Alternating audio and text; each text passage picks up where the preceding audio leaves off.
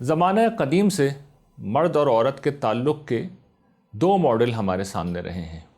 ایک ماڈل جو ابتدا سے ہی رائج ہے اور ایگریکلچرل اور ٹرائبل سوسائٹی کے اندر بہت عام رہا ہے اور آج بھی عام ہے۔ اس کے اندر ہوتا یہ ہے کہ مرد جس وقت کسی عورت سے شادی کرتا ہے تو عملی طور پہ اس شادی کا مطلب یہ ہوتا ہے کہ اس نے اسے اس کے گھر والوں سے خرید لیا ہے۔ شوہر نے بیوی کو اس کے گھر والوں سے خرید لیا ہے اور وہ اس کی ملک بن گئی ہے۔ جب کوئی چیز ملک کی جگہ پہ آ جائے، کوئی ہستی ملک کی جگہ پہ آ جائے، چیز بن جائے، تو پھر اس کے بعد اس سے ظاہر ہے کہ وہی سلوک بھی ہوتا ہے۔ چنانچہ اس کے نتیجے میں عورتوں پر ظلم کیا گیا، ان کی کوئی حیثیت نہیں تھی، ان کی کوئی آواز نہیں تھی، ان کی پسند ناپسند کا خیال نہیں رکھا جاتا تھا، ان کی حیثیت ایک ملازمہ کی تھی۔ کوئی مرد ذاتی طور پہ اگر اچھا ہے تو ظاہر ہے کہ معاملہ بہتر ہوتا تھا، ورنہ سماجی رویہ یہی تھا جو یہ طالب علم عرض کر رہا ہے۔ اور اس کی آخری حد اور بدترین شکل وہ تھی کہ جس میں بعض سماج ایسے تھے کہ جس میں اگر کسی شخص کی ایک سے زیادہ بیویاں ہوتی تو جو اولاد ہوتی وہ مال کی طرح اپنی ماؤں کو بھی ورثے میں بانٹ لیتی۔ یہ وہ کبھی چیز تھی جس پر قرآن مجید نے سخت تنقید کی ہے، اپنی نفرت کا اظہار کر کے اس سے روکا ہے۔ اور قرآن مجید کا یہ بیان بتاتا ہے اور تاریخ بھی بتاتی ہے کہ یہ کچھ ہوتا تھا۔ دور جدید میں صورتحال بدلی اور اب مغرب میں مرد عورت جب آپس میں ملتے ہیں تو برابری کی سطح پہ ملتے ہیں، لیکن اس میں مسئلہ یہ آتا ہے کہ اب دونوں لڑتے جھگڑتے ہیں، اختلاف ہوتا ہے تو اس کو حل کرنے کا کوئی ذریعہ ہی نہیں ہے، اور نتیجہ یہ نکلتا ہے کہ اکثر و بیشتر طلاق ہو جاتی ہے، علیحدگی ہو جاتی ہے۔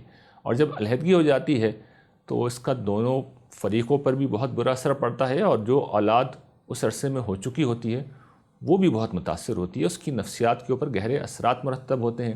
پہلے تو وہ والدین کے جھگڑے دیکھ رہے ہوتے ہیں، ان کے اختلافات کو دیکھ رہے ہوتے ہیں، اور اس کے بعد جس وقت ماں باپ الگ ہو جاتے ہیں تو پھر ایک پیرنٹس میں سے کسی ایک کے ساتھ رہنا، سنگل پیرنٹ فیملی جسے کہتے ہیں، وہ ویسے ہی نفسیات کے لیے تباہ کن ہوتی ہے۔ اور پھر ظاہر ہے اس شخص نے اکیلا تو نہیں رہنا، اب وہ دوسری شادی کرے گا یا کرے گی، مرد یا عورت دونوں میں سے جو بھی ہوگا، تو پھر اولاد کو اس کے نتائج مزید بھگتنے ہوں گے۔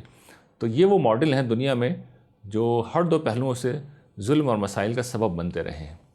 اس کے برعکس جو قرآن مجید نے ہمیں ماڈل دیا ہے وہ بڑا غیر معمولی ہے۔ اس ماڈل کی بنیادی جو چیز ہے، سب سے نمایاں چیز ہے، وہ یہ ہے کہ خاندان کے ادارے کو ایک ادارے کے طور پہ مانا گیا ہے۔ شادی کو یہ بات اس میں طے کر دی گئی ہے کہ شادی ایک معاہدہ ہے جس میں مرد جو ہے وہ خاندان کا سربراہ ہوگا۔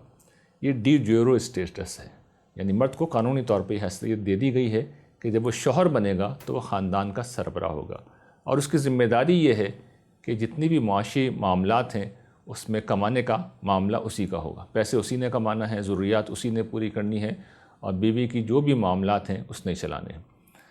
جو چیز البتہ اس سے مطلوب ہے وہ یہ کہ اسے خدا کے ہاں جواب دینا ہے، تو پھر اسے بیوی کے ساتھ احسان کرنا ہوگا، چشم پوشی کرنی ہوگی۔ بیوی میں اگر کوئی برائی بھی ہے تو حکم یہ ہے کہ پھر اس کی اچھائی دیکھو۔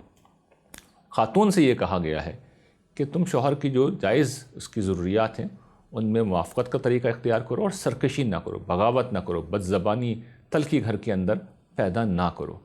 یہ وہ ماڈل ہے کہ جس میں دونوں فریقوں کی فطرت کے لحاظ سے بھی معاملات کو چلایا گیا ہے، اور اس چیز کی بھی رعایت کی گئی ہے کہ خاندان کا ادارہ مستحکم رہے، ایک ادارے کی شکل میں باقی رہے۔